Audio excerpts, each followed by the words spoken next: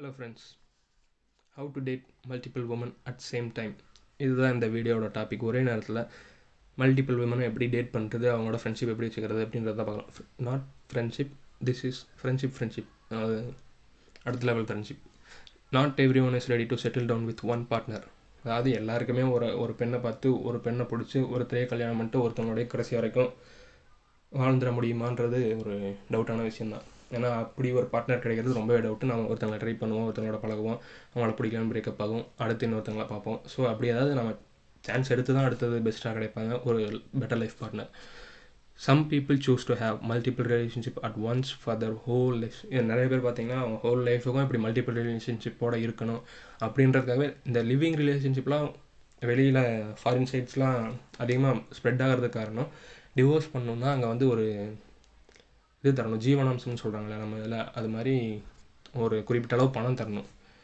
அது வேண்டாம், அப்படி அவங்களுக்கு அது செட் ஆகாமல் என்னன்னு தெரியாமல் அந்த லைஃப்குள்ளே போயிருப்பாங்க. ஸோ அதனால் அவங்க கல்யாணம் பண்ணிக்காமல் அதை அப்படியே நீட்டாக கொண்டு போயிடுவாங்க. That is living relationship in foreign countries. அங்கெல்லாம் அது அப்படி தான். If you are thinking of dating multiple women at once, it can be done. So நீங்கள் மல்டிபிள் உமனோட டேட் பண்ணணும், அவங்களோட ரிலேஷன்ஷிப்பில் இருக்கணும் அப்படின்னு நினைக்கிறீங்கன்னா அது ஈஸியாக நடக்கக்கூடிய ஒரு விஷயம் தான். இது வரைக்கும் நம்ம மென்ஸ் நோட் சேனலுக்கு சப்ஸ்கிரைப் பண்ணாதவங்க சப்ஸ்கிரைப் பண்ணிவிடுங்க. Let's jump into point 1. Be honest about what you are looking for right now. So honest-ஆ இருங்க.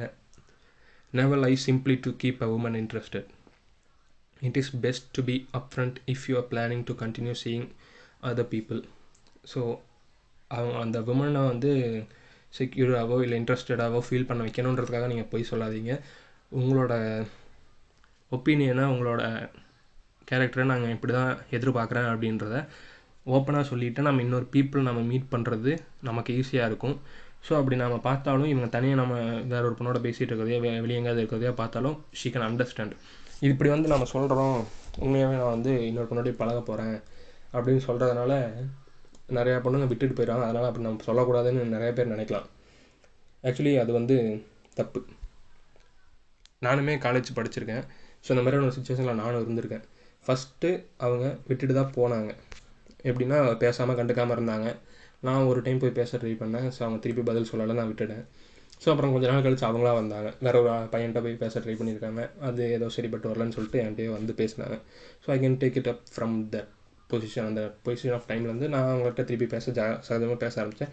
காலேஜ் முடிக்கிற வரைக்கும், யூஜி முடிக்கிற வரைக்கும் அது அப்படியே தான் டெவலப் ஆச்சு. கடைசி வரைக்கும் அவன்கிட்ட பேசிட்டு தான் இருந்தான். If you really looking for casual hookups, let her know. நீங்கள் கேஷுவலாக தான் ஒரு இதுக்கு ட்ரை பண்ணுறீங்க அப்படின்னா அவங்ககிட்ட சொல்லிடுறது ரொம்பவே நல்லது. You may be surprise to find that she is also interested in that. So இது அப்படியே பேசினால இந்த பாயிண்ட்டுக்கு முன்னாடி ஸோ சில பேர் இதை ஒத்துக்குவாங்க. ஓகே, நம்ம தாட்ஸை தெளிவாக சொல்லிட்டோன்னா எனக்கு இது எப்படி கொண்டு போகிறதுன்னு தெரில, இது லைஃப் லாங் போகுமான்னு எனக்கு புரியலை. ஸோ அகேன் நான் இன்னொரு பொண்ணை மீட் பண்ணுறதையும் விரும்புகிறேன். சரி, 2 பேரும் ஒரே மாதிரி தான் இருக்கீங்க, எனக்கு யார் செட்டை வாங்கி தரல அப்படி இப்படி சொல்லாமல் இதே வேறு மாதிரி அவங்கள அட்ராக்ட் பண்ணுற மாதிரி, அவங்கள காயப்படுத்தாத மாதிரி, இன்ட்ரெஸ்டடாகவே வச்சுருக்கிற மாதிரி சொல்லுங்கள். உங்கள் பாயிண்ட்டை நீங்கள் சொல்லிடுறீங்க, பட் அதை அவங்கள விரட்டி விடாத மாதிரி சொல்ல பாருங்கள். Point 2, keep things casual. It is much easier to date multiple people if you feel casually about them. So நீங்கள் கேஷுவலாக ஃபீல் பண்ணுங்கள், அதை கேஷுவலாகவே கொண்டு போங்க. உங்களுக்குள்ளே மேலே ஏற்றிக்காதீங்க. இவங்க தான் கரெக்டான ஆள், இவங்க தான் கரெக்டான ஆள் அப்படின்றத கேஷுவலாக ஏற்றிடாதீங்க மண்டைக்குள்ளே. அவங்க 2 பேருமே சாதாரண ஆள், கேஷுவலான ஃப்ரெண்ட்ஸு. ஸோ அவங்களோட மீட் பண்ணுறோம், அவங்களோட ரிலேஷன்ஷிப் இருக்கும், அந்த மாதிரி கொண்டு போயிருங்க. Once deeper feelings get involve, people may feel jealous or require more emotional support. So நீங்கள் ரொம்ப டீப்பாகவே இறங்கிட்டீங்க அப்படின்னா, ரொம்ப கனெக்ட் ஆகி இது ஆகிட்டிங்கன்னு வச்சுக்கோங்களேன், அந்த பெண் நம்ம கூட கனெக்ட் ஆகிட்டாங்கன்னா அவங்களுக்கு ஜெலஸ் வந்துடும். ஸோ நாம் அவங்களோட ரொம்ப டீப்பர் லெவலாக கனெக்ட் ஆகிட்டோம்னா நமக்கு எமோஷ்னலாக அவங்க மேலே தான் ஆசை வரும். Point 3, be thoughtful when you discuss dating. Sometimes the way that you present something can have a big influence on how it's received. So நம்ம சில நேரங்களில் நம்ம பேசுகிற விஷயங்கள், எந்த வார்த்தைகளை யூஸ் பண்ணி பேசுகிறோமோ அதுதான் அர்த்தத்தை க்ரியேட் பண்ணும், ஒரு பிக் இன்ஃப்ளூயன்ஸ் பண்ணும். அந்த அர்த்தத்தை புரிஞ்சுக்கிறதுக்கு ஒரு பிக் இன்ஃப்ளூயன்ஸாக அதுதான் இருக்கும். நம்ம வேர்ட்ஸ் தான், நம்ம பேசுகிற விஷயங்கள், நாம் காட்டுற விஷயங்கள், இந்த மாதிரி விஷயங்கள் தான். If you appear to be direct and honest, women are more likely to have open to a non-exclusive relationship. So அப்படி உண்மையான ஆள் அப்படின்றத நீங்கள் காட்டிட்டிங்கனாவே பல பெண்கள் பார்த்தீங்கன்னா ஒரு நான் எக்ஸ்க்ளூசிவ் ரிலேஷன்ஷிப்பில் உங்களோட இருக்க விருப்பப்படுவாங்க. ஓப்பன் அப் டு யுவர் நான் exclusive relationship which is not love இல்லை, எந்த ஒரு ஸ்ட்ரிங்ஸும் இல்லாத ஒரு ரிலேஷன்ஷிப்பில் உங்களோட அட்டாச் ஆகிறதுக்கு ட்ரை பண்ணுவாங்க. Point 4, keep things on a need to know basis. This goes for women you are dating as well as the other people in your life. So இந்த பாயிண்ட் பார்த்தீங்கன்னா நீங்கள் டேட் பண்ணுற உமனுக்கு மட்டும் இல்லை, மீதி other people in your life, மற்ற பெண்களுக்கும் ஒரு ஃப்ரெண்ட்லி கேட்டகரியில் வச்சுருக்கலாம், அதுவும் யூஸ் ஆகும். Your family or coworkers may not understand your need to date multiple women. So இதை உங்களோட தாட்டை உங்களுக்குள்ளேயே வச்சுருங்க. எங்கே சொல்லணுமோ அங்கே மட்டும் சொல்லுங்கள். ஏன்னா உங்கள் ஃபேமிலிக்கும் புரியாமல் இருக்கலாம், அவங்க கூட ஒர்க் பண்ணுறவங்க, உங்கள் ஃப்ரெண்ட்ஸு, அவங்களுக்குமே நீங்கள் ஏன் இப்படி பண்ணணும், அதாவது டபுள் டேட் பண்ணணும் அப்படின்றது அவங்களுக்கு புரியாமல் இருக்கலாம்.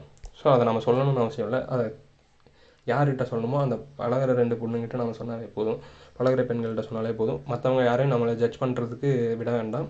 அவங்க ஜட்ஜ் பண்ணாலும் நம்மளுக்கு கவலை இல்லை. So never lie about your situation but keep the details to yourself unless pressed. So அந்த விஷயத்த அது சொல்லியே ஆகணும் அப்படின்ற நேரம் வரலைன்னா நீங்கள் அதை வெளியே சொல்ல வேண்டியதில்லை, சொல்லாதீங்க.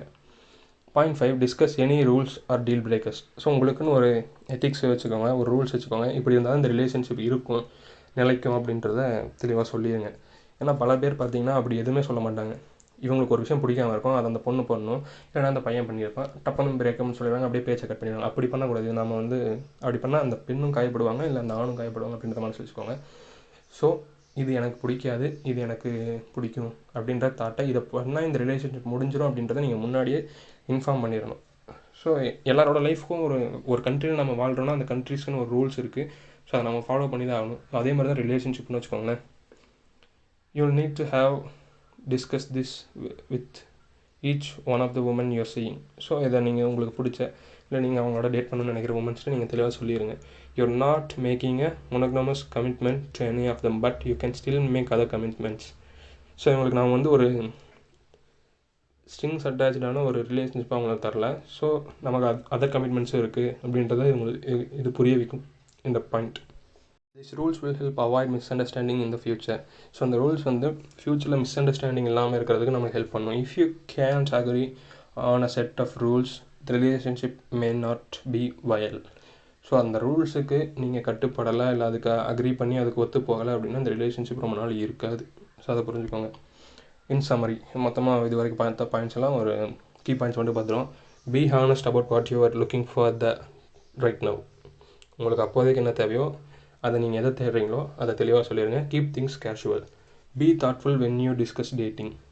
Keep things on a need to know basis. வெளியே யார்கிட்டையும் தேவையில்லாமல் சொல்லாதீங்க. தேவையான இடத்துல யார்கிட்ட சொல்லணுமோ அங்கே மட்டும் சொல்லுங்கள். Discuss any rules or deal breakers. So rules and ரெகுலேஷன்ஸை முன்னாடியே சொல்லிடுங்க.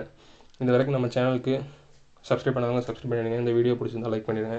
பெல் ஐக்கானை கிளிக் பண்ணிவிடுங்க.